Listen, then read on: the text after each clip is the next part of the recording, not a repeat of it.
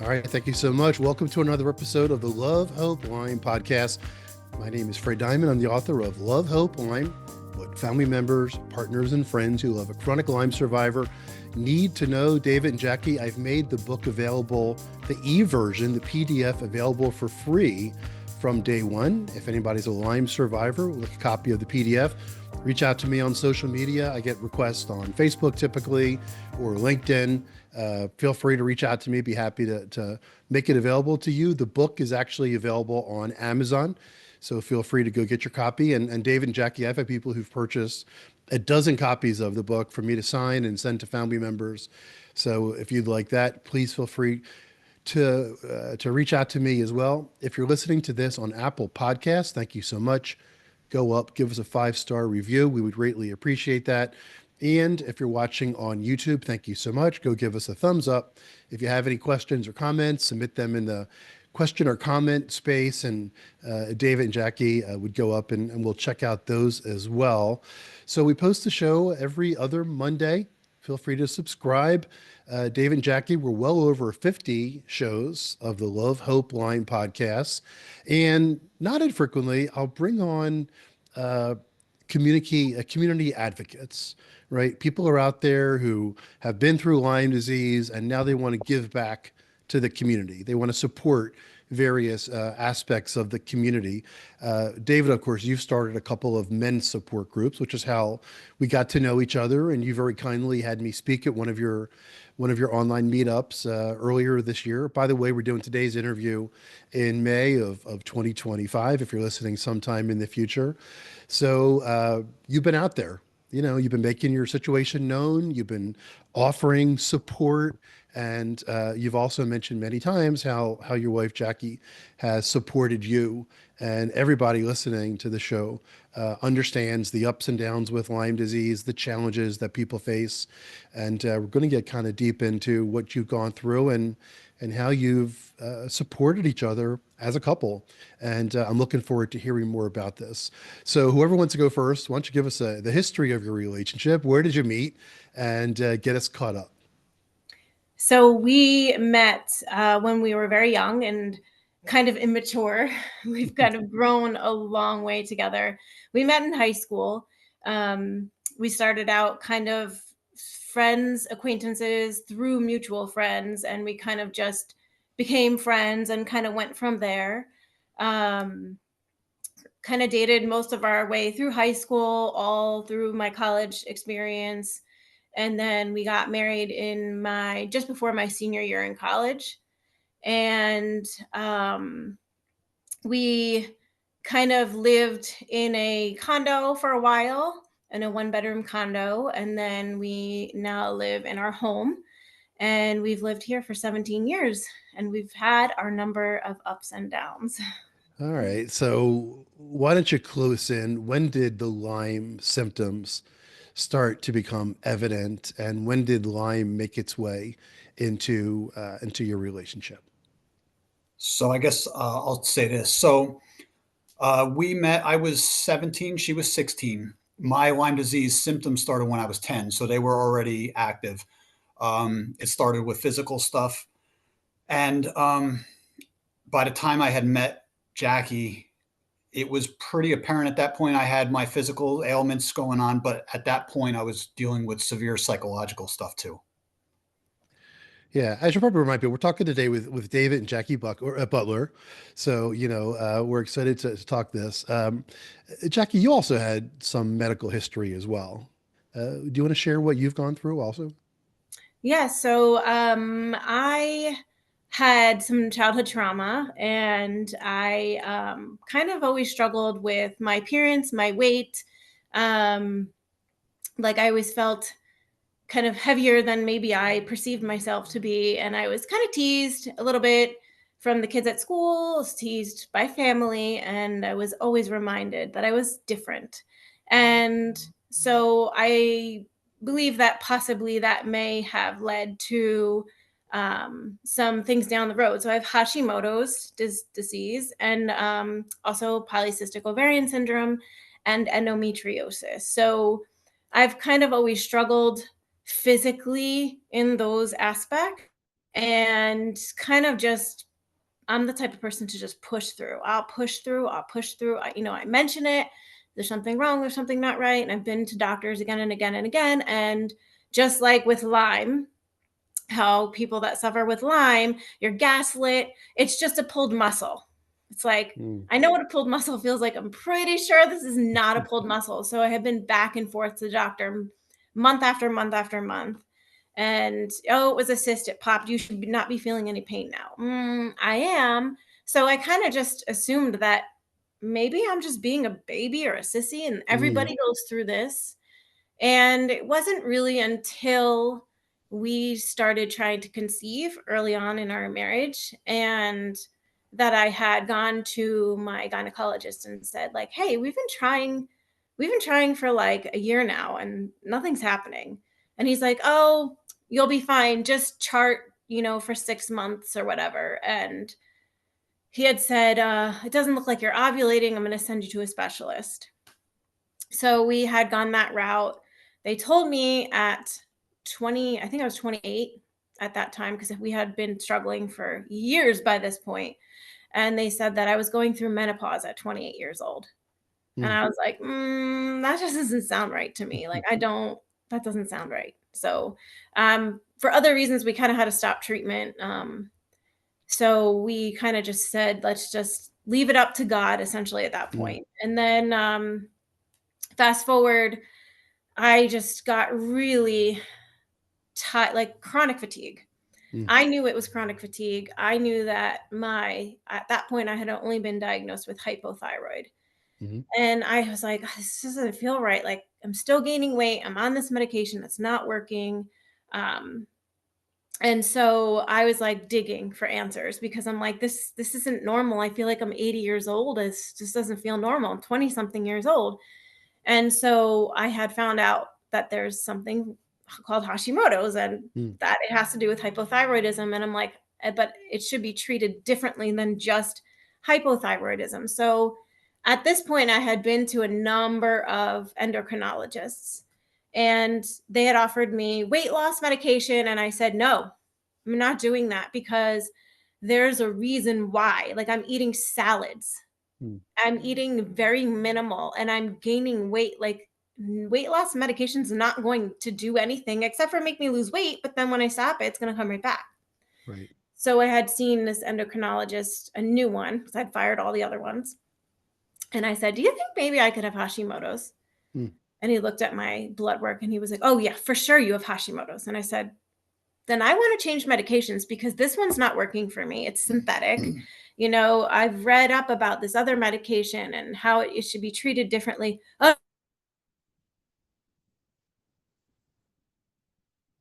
I need to be eating less, which at that point, I'm like, you're telling me to be anorexic, essentially. So I had found a functional medical doctor after that, and kind of just gave her a synopsis. I didn't tell her anything of what I thought, because I was like, I want to hear what you think. And I was like, oh God, what did she find?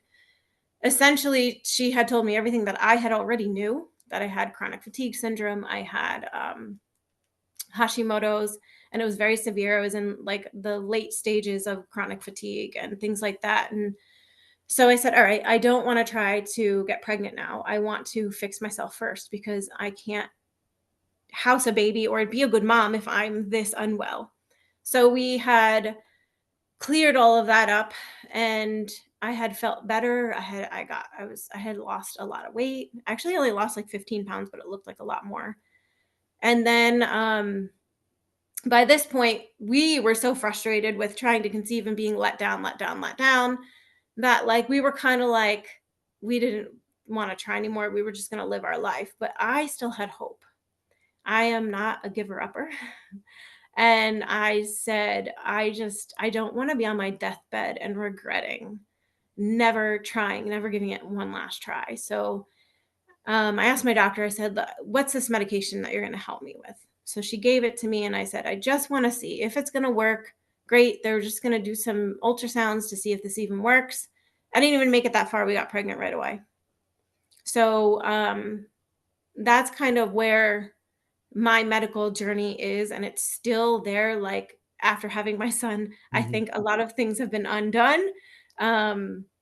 So I'm fine. I'm trying to find my way back. I'm trying to fight my way back. And I think that my journey, my fighting and my researching and digging and trying to find answers for myself kind of like maybe opened up some doors for Dave and his medical journey. Definitely. Yeah, as I was listening to what you were just talking about, again, this is the Love Hope Lyme podcast.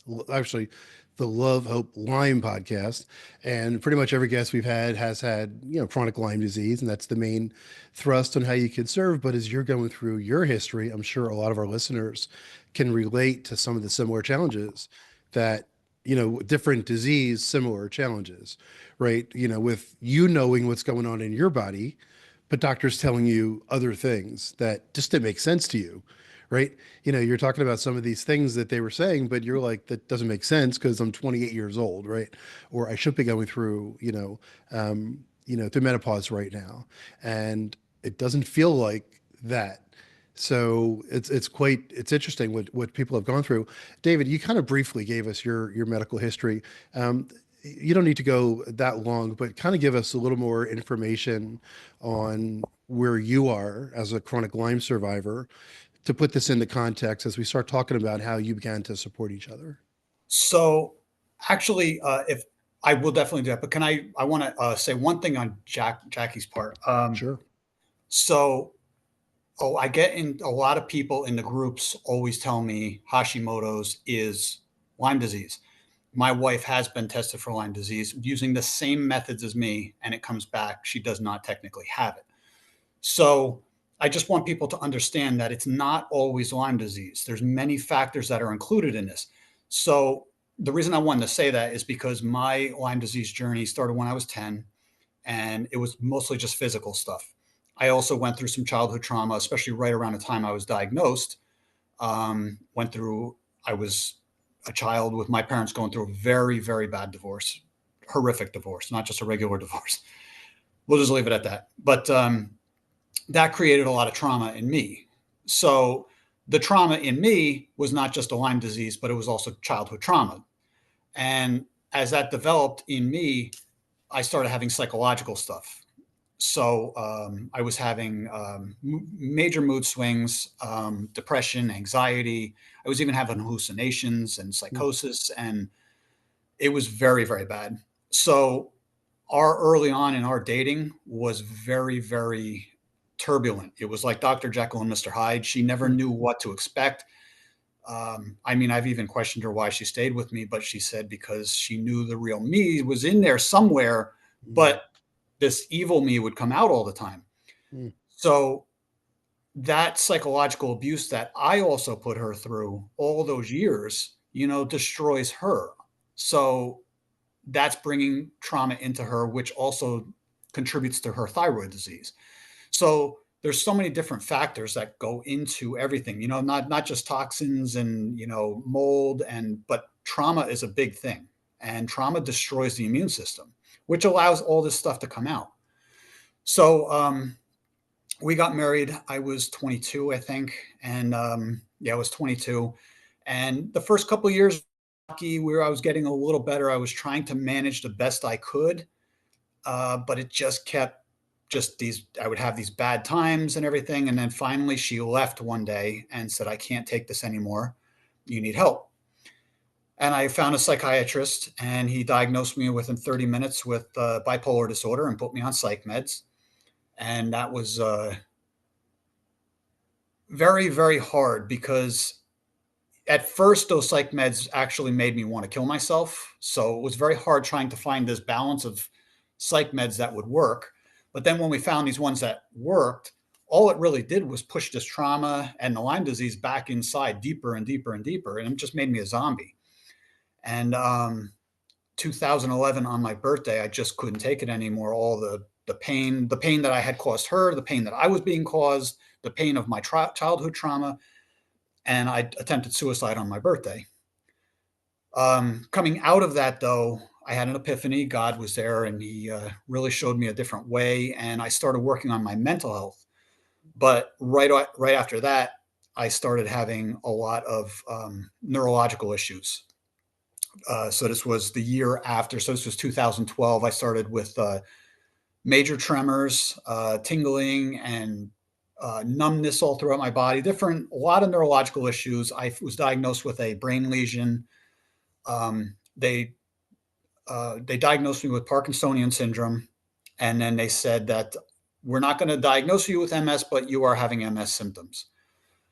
I worked really hard over those next 10 years, going to the gym, losing weight, exercising, working on my mental health, doing everything I could. And then COVID hit, and I got COVID Christmas of 2021. And that's when my neurological stuff just hit the fan. Basically, I started having ALS symptoms immediately the day I got it. In total, I lost 39 pounds of muscle. They were testing me for 14 months for ALS, and they basically said that the doctor said, you don't have ALS, your EMG is clean. But he said, at the rate you're going, he says, you probably have like a year or so to live. So he basically literally said, I don't know what's wrong with you, but you have a year to live. And then it was 4 months later that I found out that 32 years of my life was basically stolen from me because it was all Lyme disease. And then as I started treating the Lyme disease, I started getting better, but then my son got sick and I got what he had, which was scarlet fever, and it set me back again. But what set me back was actually the Bartonella in my brain was finally coming out. So I had Bartonella all those years also, but it was just so good at deep embedded in my system that it was so hard to get out. Yeah. Wow. Well, thank you both for sharing that. So I guess the key question here is you're still married, obviously. We're doing today's interview in May of 2025. How have you managed the ups and downs that both of your medical challenges have presented? And just to not quickly to move on, but David, thank you for sharing that. And just one comment I just want to make, and I've spoken about this before on the Love Hope Lyme podcast. I attended a webinar that Dr. Richard Horowitz did, and this was in June of 2021. And most of our listeners know that I had someone in my life who had Lyme, and I decided in May of 2021 to understand how Lyme was affecting this particular person. And then Dr. Horowitz did a webinar that I was watching. I was actually sitting in the same place where I'm sitting right now. And for 59 minutes, I was like, okay, yep, that I know. Bartonella, yep, I know that. And then in the 59th minute, he said, oh, by the way, if you don't handle your childhood trauma, you're never going to recover from chronic illness. Thank you. Good night. And I was like, well, that's a pretty important part. And he was actually the first guest that we ever had on the Love Hope Lyme podcast. And we addressed that, and it's so critical. So here's the question. How have you managed the ups and downs that these medical challenges have presented? I would say we literally just winged it. We didn't know. There was not a lot of information out there. We tried therapy, typical therapy, and it didn't work. Mm-hmm. We tried everything. It really just was God and guts, really. Yeah. And then we finally, in a year after our son was born, I found psychotherapy. And because I did not want our son to go through what we had gone through all those years. I wanted him to see a different parents, stronger parents, emotionally stronger. If you want to tell him about psychotherapy and what it does. Yes, our psychotherapist practices, I'm going to blank out on all the names and everything though, but origami or origami or not origami, orgone. Yeah, orgone therapy. And so we do, she does a lot of talk therapy too, and we talk things out, and we kind of just go based off of how we're feeling at the time. Sometimes I'll go in and I'll be all energized, and just, she knows that I get a lot out when I talk. And then sometimes I'll go in and I'll be like, I don't really have a lot to say. She'll say, let's hit the mat. So we get on the mat, we breathe, we bring oxygen to all of the cells in the body. It takes a few minutes, and some weird stuff happens to your body that you cannot control. And it's essentially the trauma trying to come out. And the weird stuff that's happening is the armor, it's called. Like you've learned to repress it. You've learned to hold it back. So like your jaw will tighten and you don't mean to tighten it. It just does it automatically. Your skin tingles in spaces and things like that. So both of us have been doing the psychotherapy for years and we've come a long way. And again, I'm 43 or 44, so we have a lot of years to get rid of some of this trauma. So it's going to take time. And that's also important for people to know, is that when you're doing any kind of healing for chronic illness and trauma, that trauma and chronic illness didn't happen in 2 weeks. It happened over years. So it's going to take years and years and years for you to notice changes in your body. Yeah. So with the psychotherapy, my very first session with her in 2019, she said, "What do you hope to achieve here?" And I said, "Well, the first thing is to make a better life for my son, one that he feels comfortable in life with, and has a strong mom and dad." And I said, "The second thing probably isn't achievable." I said, "I've been on psych meds. At that point, it'd been 14 years. I said, I'd like to get off of them. I just don't think they're good for my body. They've caused so much damage." And she says, "Well, if you work hard, done." She says, we're going to do it." And I mean, our son is way further ahead than we were. I mean, so his life is very, very good. And within the first year of being with her, I got off my antidepressants. And then after I started treating with the Lyme disease, my neurologist said, "You've been off the antidepressants for like 3 years now." She says, "I think that you'd be good without your lithium, your mood stabilizers." And within 2 months, I got off of them and I haven't looked back. She Very actually good. even mentioned, she was great. And this is not a lot of doctors are aware or trained in Lyme, but she even said, "You don't have bipolar." She said, Mm. "It's the Lyme. It's the Lyme. It's called Ah, Lyme rage." ah, And it was interesting because when he stopped his lithium, like he had mentioned, he had tremors and he had stopped the lithium, tremors went away. So it's like proof right there, this medicine that people are being given. And don't get me wrong, there's a place and a time for sure. medicine, but a lot of it is overdiagnosed, overprescribed, and it's making us toxic. Wow, that's pretty powerful. So the topic of Lyme rage has come up not infrequently on the Love Hope Lyme podcast and in multiple places. As a matter of fact, one of my listeners recently reached out and said, "Can you please do a show on Lyme rage?" Could you go into that a little bit deeper? And David, when you were diagnosed, as Jackie just said, when this medical practitioner said you don't have bipolar, you have Lyme rage, what did that mean for you? At that point, I really wasn't having that specific things happen too much anymore. So I felt pretty comfortable coming off of it. But from the time that I met my wife until, I mean, I even exploded once when my son was born. You just literally black out. I mean, it's not you anymore. You're a totally different person. You don't know what's going on. You're screaming, you're yelling. For me, I never got really physical. I never touched anybody. I never wasn't like that, but just the verbal abuse that I gave to people. And I mean, I would start throwing things and stuff. And if somebody got in my way, and nobody ever did, thank God, but I would have hit somebody. I mean, you don't know you're a totally different person. I mean, I remember my teen years with my mood swings I mean, mood swings, not your typical bipolar mood swings where you're depressed for a couple of days and then you have a manic. And I mean, it was minute to minute. I mean, it would happen multiple times, dozens of times a day, these mood swings. And you just feel like you're not you. You don't know who you are. You don't know what's going on around you. You almost feel like something else has control of you. You literally feel like it's a demon embodied in you. And then at the end of the day, sometimes you would go through all these rages or fits or whatever it was, and you'd sit there and be like, "What the hell did I do?" And you can't stop it. It just keeps going, and it just repeats and repeats and repeats and repeats. Yeah. So a couple of last questions here. Again, we're talking to David and Jacquie Butler. So here you are. You're both on the Love Hope Lyme podcast. I have a lot of listeners. This is going to be on YouTube and Apple Podcasts. We promote on Facebook. You've been very active, David, on Facebook. You created a men's support community. Why are you both here today talking about this again on social media about the mental challenges that you've experienced with Lyme and NeuroLyme.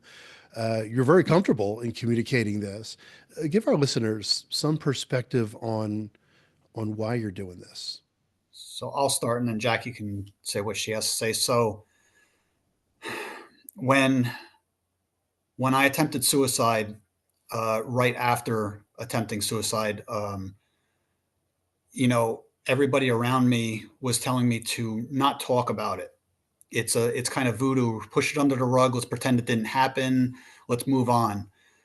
And the following year, now mind you, I had been suicidal daily, every single day since I was 15. 16 years of daily suicidal thoughts. And from the time I had my suicide attempt to 1 year, the 1 year anniversary of that, not one single suicide attempt thought. So I was very proud of myself, and I decided to go against what everybody told me, and I posted it on Facebook. And within that first week, 3 people reached out to us, and we helped them by telling our stories and helping them with their suicidal thoughts or their friends' suicidal addressing that. And it really opened my eyes up that everybody pushes everything under the rug. And by doing that, you're making everybody else in the world who is going through it, who's walking through the fire at that moment, feel like they're alone. So I'm personally here, and that's why I push so hard with the men's support group and on Facebook, and we're writing a book together, because I don't want anybody else to feel alone. I felt alone for decades, and nobody else should be feeling alone. Wow. Thanks for sharing that, Jackie. Just to show people that there's hope, and like I said, healing doesn't take overnight. This is going to be the rest of our lives. We're both healing from something, or multiple things. And there's hope in healing, and there's hope in the relationship, that it can grow. And yes, we literally went through hell on earth, and just as much as the person with Lyme is going through, the caretaker is going through it too, just in a different way. And it is just as bad, just as debilitating, because we have the emotional side of it, and we also have the physical side of picking up the slack, for, I want to say, like 3 years. Our son was young when Dave had gotten COVID, and it re-kicked up all the Lyme and everything. And I had to do everything myself. I was a single mom, I was a single mom and a caretaker to a grown man, and I had to shove all my needs down, and that's not easy, and that's hard. But there's hope, and it's, whatever you're going through, physical, mental, emotional, it's a time. It's just in this moment, there's a way out. Yeah, I mean, many people know when I originally was writing the book, Love, Hope, Lyme, I was originally going to call it Love, Lost Lyme, because it was very alliterative. But then I've met so many people over the years who have lost everything. David mentioned he believes he lost 32 years of his life because of a tick. Great answers to those questions. Again, I want to thank Jackie and David Butler for being so honest here and putting yourselves out there. And I have this saying that if one person reads your book, then one person reads your book. And if one person listens to your podcast, then one person listens to your podcast. We want hundreds or thousands, but if you make a difference with one person, you're making a difference with one person. Before I ask you for a final thought, like, what is your advice for other couples? One of the reasons why I wrote the book Love, Hope, Lyme is when I was doing my own research to understand more about Lyme disease, I met someone who said that they estimated that 75% of relationships where one of the persons has chronic Lyme will end. And they also said that they estimated that 95% of the time, it's the spouse who says, I'm out of here. This isn't what I signed up for. You're in bed all the time. You can't work. I'm the single mother here in the relationship. We have children that I'm having to do everything for. As David even said, he was this depersonalized, right? The whole concept of depersonalization, not knowing who you are, yet there's really nothing you could do about it. So what is your advice for other couples in similar situations? honestly, if you have a support system, reach out to them. We have a support system, but we also don't, because I feel like Mm. people didn't understand, like I would explain to them what I was witnessing, and it was like it was unbelievable, and I'll be honest, I even at times was like, really? Is it really, like it's like, really, it's that bad, Um, you have to vent. You're Mm. not putting your spouse down. You're getting so much off your chest. You need someone to vent to. You almost need someone to come and just take something off your shoulders, like someone to take out, someone to cook a meal, when people get cancer or Mm. there's a death in the family, there's a meal train, there's a I'll babysit your kids train. There isn't that in this. There isn't that. So you have to be really bold Mm. and brazen and ask for the help. And a lot of times, sadly, the help isn't given, but you need to keep asking, and you need to just go outside and scream if that's all you can do, because you need to get it out. Absolutely. So once again, I want to thank David and Jacquie Butler. Why don't you give us a final thought? Jacquie, why don't you go first? And David, why don't you bring us home? Just one last thing. I love that last thing you just said about asking your support, but for support, give us one final thought on what you want to leave people with. Jacquie, why don't you go first? At the end of the day, if you're married, if you're living with this person, you love them. Mm. And sometimes it's hard to see that because you're so angry with that person. You're so angry with the situation, and you don't know if it's the person or the situation that you're angry with. But at the end of the day, you chose them, and you have to sometimes search for, what do I still love about this person? Because right now it's very hard. Um, and so it's just really that, just remind yourself why you're with this person. And again, whatever this person's going through, it is a period of time. And that period of time, it seems like an eternity, but there is light at the end of the tunnel. David, why don't you bring us home? So a couple things. The first thing is, just remember, for everybody out there, there is a root cause to everything. Mm. I mean, even if mental illness or whatever, if you get diagnosed with something, I mean, look into it, research it, try to figure out, is there something else that's causing this? Don't just take the pill right away. It's okay to take the pill in the beginning, in an emergency, in the big, but you have to do your own due diligence and trust your gut. And I always tell people, in my Facebook, is never give up, Mm-hmm. because you can't give up. I mean, you got to keep trying.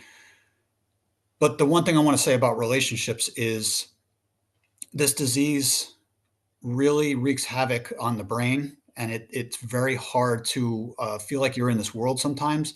But just like my wife said, Jacquie, you have to remember why you're in the relationship.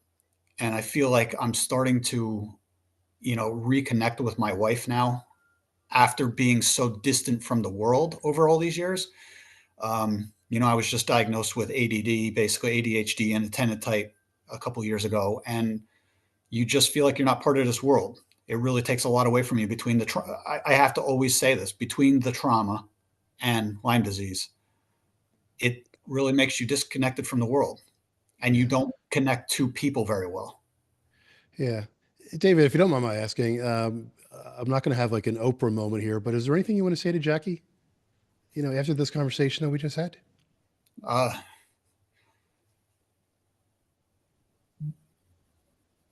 I've said sorry 1,000 times, but I wish that, I wish that, here's what I have to say. I wish we didn't have to go through this.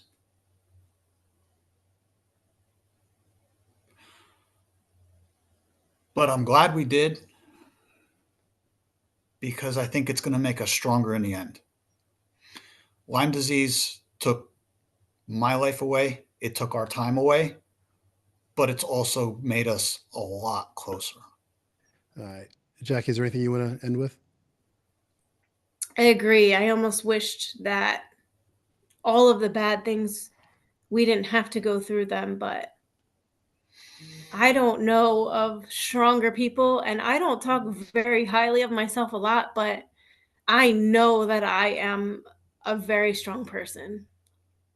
So I feel like this just really proved our strength and even made us stronger. All right. Well, first of all, God bless you both for who you are, and I want to thank you both for all the sharing and for what you're continuing to do, and for the love that you're going to have in the future. All right. I want to thank David and Jacquie Butler for being on today's Love Hope Lyme podcast. My name is Fred Diamond.